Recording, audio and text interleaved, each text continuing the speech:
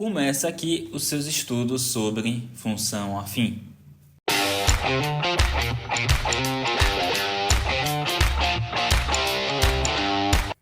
Olá, tudo bem com você? Seja bem-vindo ao módulo 1 sobre função afim. Neste módulo, a gente vai falar sobre o que é uma função afim, como é o gráfico da função, para que servem os seus coeficientes, porque assim, uma função tem uma equação. E aí nessa equação tem variáveis e tem coeficientes. A gente vai saber o que são essas variáveis e para que servem os coeficientes. E por fim, o domínio contra domínio em imagem. Vamos lá? Estamos aqui no GeoGebra. Vamos tirar essas malhas. Sem malha. E vamos lá. Função afim. O que é uma função? Bom, função é qualquer gráfico gerado em um plano cartesiano. Ah, professor, o que é um plano cartesiano? É exatamente isso que você está vendo aqui. É um plano, né? Que a gente tem o eixo X, que é a reta horizontal, e a gente tem o eixo Y, que é a reta vertical. Essa em pezinho aqui. Eixo X, eixo Y. E aí toda função também tem uma equação. Qual que é a equação da função afim? Vou colocar aqui, ó. Y igual a x mais b. Essa é a equação da função afim. Se eu der um Enter, olha o que acontece.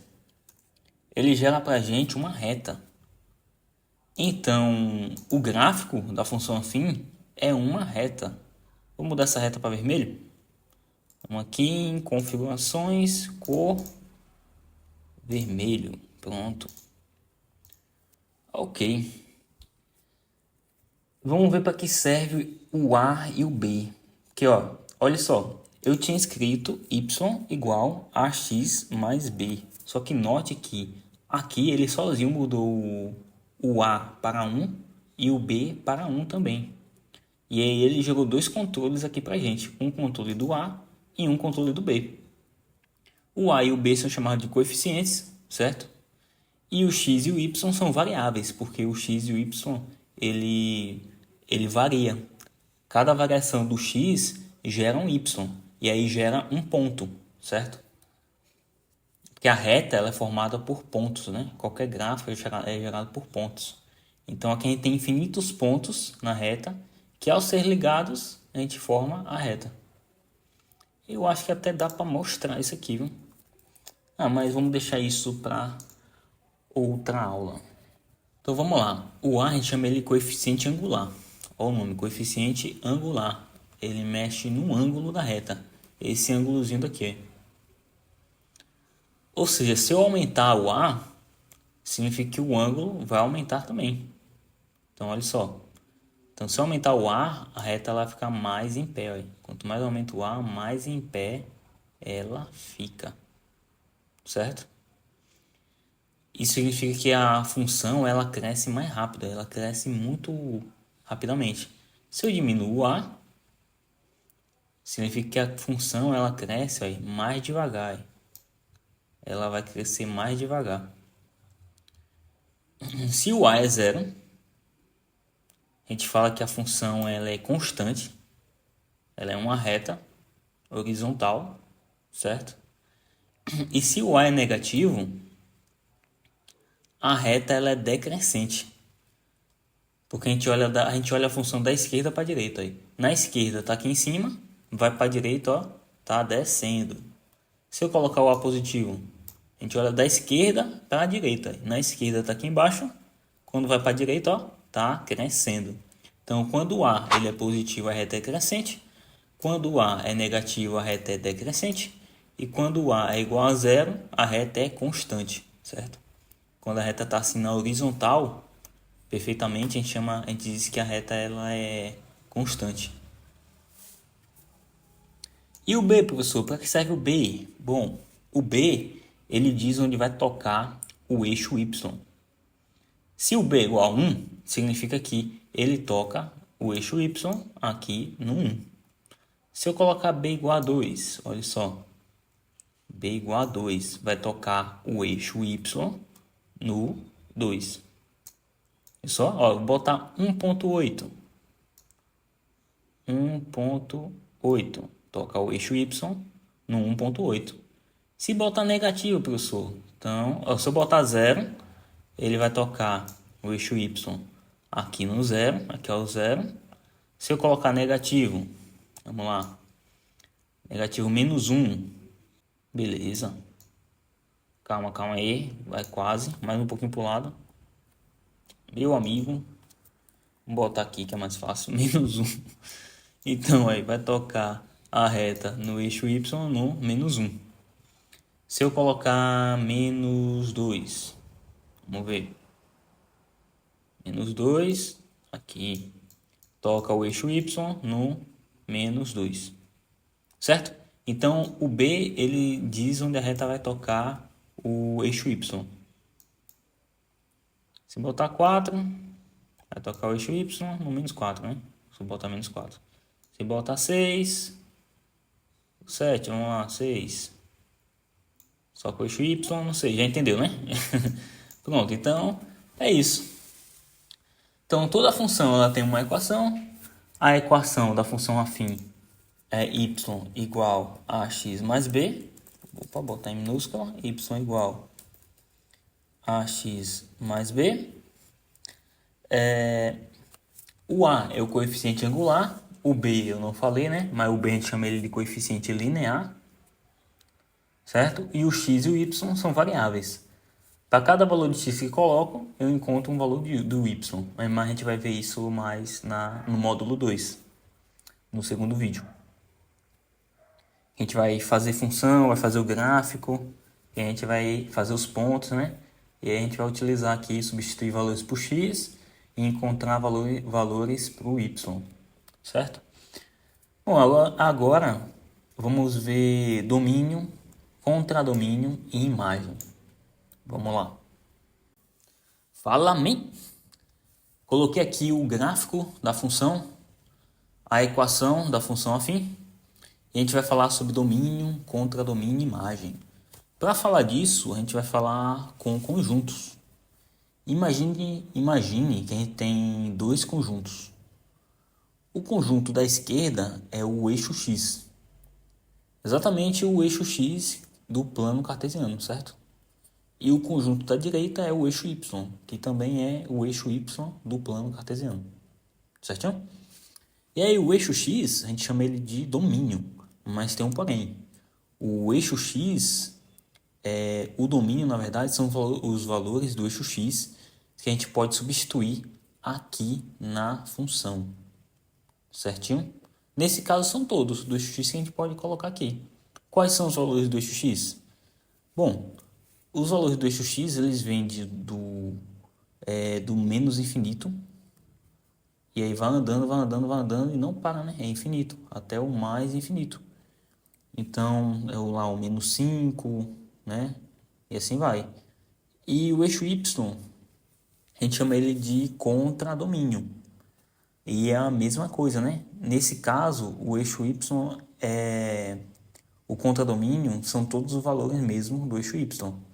Então, ele também vem aqui, né, do menos infinito e vai subindo, né, até o mais infinito. E aí, quais são os valores do eixo x? Que vai todos, né? No caso, menos 1, 0, 1, 2, assim vai. O do eixo y, mesma coisa. Menos 5, menos 4, menos 3, e vai, 0, 1, 2, e não tem fim. Certo? E a imagem, professor? Como é que eu sei qual que é a imagem da função? Bom, a imagem é um pouquinho mais complicada, mas vamos lá. Eu falei que o domínio são os valores do eixo x que a gente pode substituir na função, certo? Já a imagem é os valores do eixo do y, são os valores do y que eu encontro quando eu substituo o valor do x. Um exemplo, vou colocar o x igual a menos 1. Se eu colocar o x igual a menos 1, vai ficar y igual 2 vezes menos 1, menos 3. 2 vezes menos 1 vai dar menos 2. Menos 2 com menos 3 vai dar menos 5. Então, quando eu coloco o x igual a menos 1, eu encontro um y igual a menos 5. Nesse caso, menos 5 é imagem, certo? O menos 1 está ligado ao menos 5. Aí o menos 5 ele é imagem. É a imagem do menos 1. E assim vai. Se eu colocar o zero, vamos lá. 2 vezes 0, 0. 0 menos 3, menos 3. Então a imagem do zero é o menos 3. Então o menos 3 também é imagem. Ah, professor, o 4 não tem ninguém. Então o menos 4, né? Então o menos 4 não é imagem.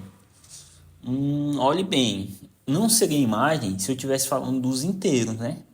De valores inteiros. Só que se eu colocar um valor aqui decimal, por exemplo, menos 0,5. Se a gente fizer a conta aqui, ele vai estar ligado ao menos 4. E aí, como o domínio são todos os reais, então o menos 5 faz parte dos reais. Mesma coisa com o condomínio. O condomínio também são todos os reais, né? Então aqui também tem números com vírgula. E tem números com vírgula aqui que fica ligado nesses números com vírgula. Então a gente tem que o domínio da função afim são os reais. O contradomínio também são todos os números, né? Os reais. E a imagem, nesse caso, como todos os valores do contradomínio vão estar ligados a alguém, então a imagem ela vai ser igual ao contradomínio, porque todo valor aqui vai ter alguém ligado. Então, se todo valor aqui tem alguém ligado, é porque é a imagem. Então, também é todos os reais, certo? Aí você pode pensar, ah, professor, então a imagem sempre vai ser igual ao contradomínio. Não, porque tem situações, por exemplo, se eu colocar uma função aqui, f de x igual a 1 sobre x. Nesse caso aqui, não existe eu fazer divisão por zero. Eu não posso chegar aqui e fazer 1 dividido por zero. Isso aqui não existe. Qual o número multiplicado por zero que dá 1? Não tem. Pode botar qualquer número aqui. 5. 5 vezes 0, 0. 1 menos 0, 1. Qual o número que dá 1? Qualquer 1.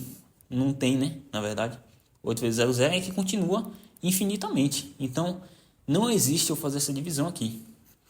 Se eu não posso colocar o valor 0 aqui, significa que o domínio, que como eu falei, né? O domínio são os valores que eu consigo substituir aqui no valor do x. Eu não posso colocar 0 aqui, porque não existe divisão por 0.